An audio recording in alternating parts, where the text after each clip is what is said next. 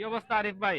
জি আলহামদুলিল্লাহ, আজকে আমরা কোম্পানির শুধুমাত্র বাংলাদেশ এবং ভারতের যে ম্যাচটি দেখার জন্য আমাদের কোম্পানি থেকে আজকে আমরা আমাদের সবাই কি আপনাদের কোম্পানির জি জি মানুষ? আমাদের মাশাআল্লাহ, আমাদের সবাই একসাথে আমাদের কোম্পানির মুদির আজকে আমাদেরকে ছুটি দিয়ে দিয়েছে এই শুধুমাত্র বাংলাদেশের খেলার জন্য খেলা ছুটি দেখার দিয়েছে। জন্য।